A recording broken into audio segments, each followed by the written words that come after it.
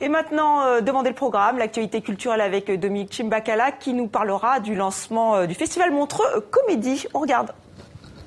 Quand tu es en seconde, en fait, tu fais un voyage. C'est-à-dire que si tu fais anglais première langue, tu vas en Angleterre. Et si tu fais allemand première langue, c'est un très mauvais choix. Il faut pas faire ça. Moi, j'ai fait allemand première langue et j'étais nul. J'étais nul en allemand. Le seul truc que je savais dire, c'était « Wer sind die Toiletten ?» Ce qui veut dire « Qui sont les toilettes ?» Et j'ai dit ça pendant 2 semaines en Allemagne et des inconnus. Qui sont les toilettes? Bonjour. Qui sont les toilettes? Parce que j'aimerais... On peut faire pipi dans personne ici. On peut pas.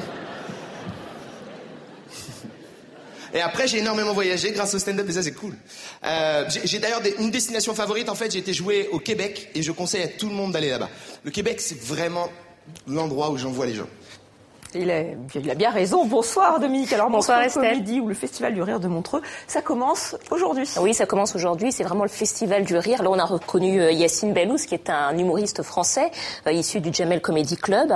Alors Montreux, c'est vraiment la place où il faut être quand on veut percer dans ce métier. Cette année, c'est une édition un peu particulière. C'est une édition des 25 ans. Et donc, il y aura plus de 120 artistes présents, avec des artistes vedettes comme Laurent Gérard, Gad Elmaleh. Et puis, il y aura aussi la nouvelle scène, les artistes qui commencent à percer. Je vous propose de regarder un des artistes qui sera une des vedettes de cette 25e édition. Il s'appelle Olivier de Benoît. On regarde ça en images. Le thème de mon sketch, c'est les rapports hommes-femmes. Je pars du principe que les hommes sont malmenés par la gente féminine depuis plusieurs siècles. Je crois que tout le monde est d'accord. Olivier Marie-Emmanuel Baron de Benoît de Gentissart est moins obsédé par son pédigré que par les femmes. Son créneau d'humoriste qu'il est devenu en 10 petites années. Vous avez déjà rêvé de vous transformer en femme pendant 3 minutes? Ah, pas le vide. C'est original. À tout juste 40 ans, Olivier de Benoît est resté un magicien, dans l'âme et pour de vrai. Coup de baguette magique. Olivier de Benoît! Et le voilà au sommet de l'affiche.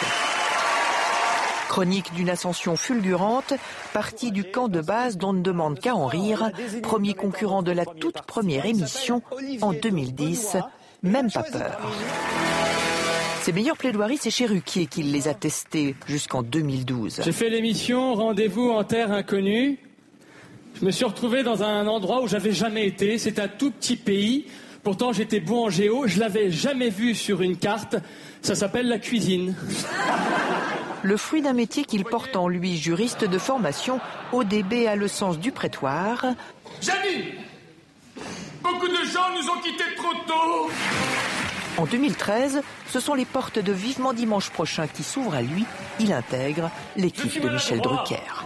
Dans mon spectacle précédent, je défendais les hommes. Dans ce spectacle-là, je vais défendre les femmes. Le spectacle sera plus long. Olivier de Benoît!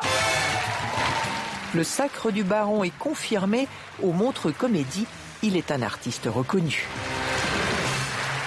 Cinéma à présent avec la sortie du film Les Héritiers avec Ariane Ascaride. Oui, c'est un film qui est sorti hier, mercredi, dans les salles françaises. Alors ça fait partie de ces films qui finalement auraient pu être traités sous forme de documentaire. C'est l'histoire d'élèves d'une classe difficile, d'un lycée de banlieue, à qui leur prof d'histoire décide un jour de leur faire passer un concours national. Au départ, personne n'y croit. Et puis finalement, ils vont remporter ce concours. Et vous allez voir que cette aventure, ce projet dans lequel ils sont engagés, eh bien, ça va changer leur vie. Je vous propose de regarder un extrait de la bande-annonce. La croix jeune fille sous la veste, merci. Foulard, s'il vous plaît, merci, bonjour. La seconde 1, c'est une catastrophe. Il y a 3 rapports disciplinaires avisés en urgence. Je m'en fous de tes règles. Je m'appelle Madame Dégaine.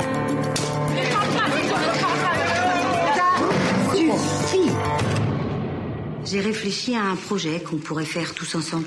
Un concours. C'est le concours national de la résistance et de la déportation. Ça a l'air de ton truc d'intello, ça. Vous savez très bien qu'on va se planter. Pourquoi vous voulez qu'on se tape la honte? Pourquoi vous faites ça? C'est bizarre parce que moi j'ai beaucoup plus confiance en vous que vous n'avez confiance en vous-même.